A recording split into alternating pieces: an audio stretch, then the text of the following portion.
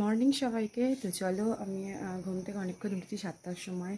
মাম্মা উঠে পড়েছে, ও ব্রাশ করছে। আমি একটু চা বসিয়েছি, লিকার চা খাবো সকালবেলা। তো চলো আমরা চাটা খেয়ে নিই। মাম্মা আসছে, দেখতে পাচ্ছ মাম্মাম চলে এসছে ব্রাশ করে।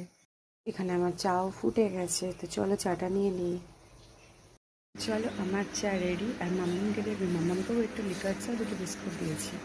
ওই দেখো মাম্মাম টেবিল ফ্যান চালিয়ে চা বিস্কুট নিয়ে বসেছে। ওখানে মায়ের চা, এটা আমার চা, আর একটু টোস্ট বিস্কুট। আমার মতন লিকার চাই টোস্ট বিস্কুট ভিজিয়ে খেতে কে কে ভালোবাসো? আমার একটু দারুণ লাগে।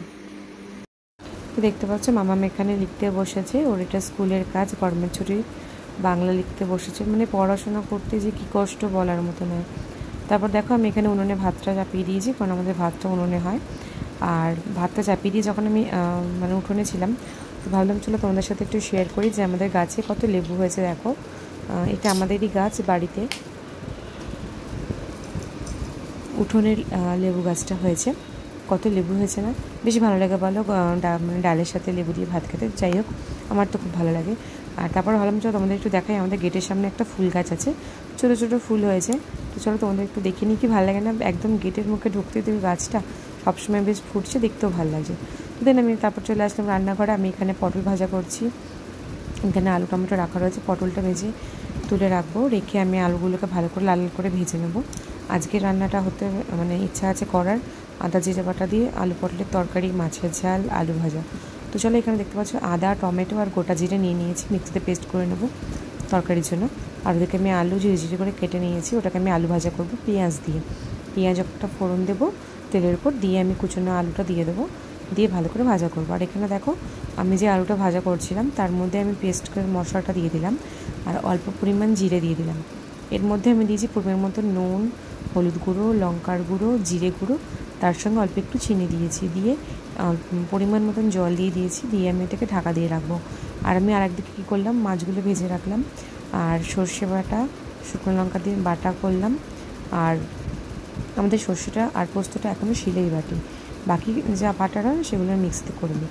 তো এরপর কড়াই দেখতে পেলে আমি একটু টমেটো দিলাম, বাটা মশলাটা দিলাম, জল দিলাম, নুন হলুদ লঙ্কার গুঁড়ো যা যা লাগে পরিমাণ মতন জল দিয়ে যখন ফুটে গেল, একে একে মাছগুলো দিলাম, দিয়ে মাছের ঝালটা রেডি করে নিলাম।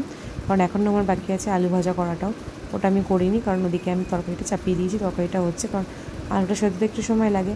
তো সেই জন্য গ্যাসটাকে আমি চাপা দিয়ে রেখেছি, এদিকে আমার মাছটাও রেডি হয়ে গেল। তো চলো এরপর আমি এদিকে আলু ভাজাটা করে নেবো। আমি একটা বড় সাইজের পেঁয়াজ কুচিয়ে নিয়েছি, নিয়ে আমি ওটা দিয়ে পেঁয়াজটা যখন একটু হালকা লালচে মতন হয়ে আসবে, দেন তখন আমি কুচনো আলুগুলো দিয়ে দেবো। আলু পেঁয়াজ ভাজাটা খেতে খুব ভালো লাগে। আর যেহেতু আজকে জলখাবার ইচ্ছা আছে রুটি করার, তো সেই জন্য ভাবলাম না চলো আজকে একটু তোমার আলু ভাজাই করি। এটা আমি অল্প তেলেই ভাজি, তোমরা চাইলে একটু বেশি তেলেও ভাজতে পারো। তো আমি অল্প তেলে চাপা দিয়ে দিয়ে ভাজি। আর এখানে আমার আটা মাখাও হয়ে গেছে, আর সবার জন্য জলখাবারে রুটি করছি। মানে সবসময় হয় না, বাট আজকে ইচ্ছা হলো একটু যে রুটি করি।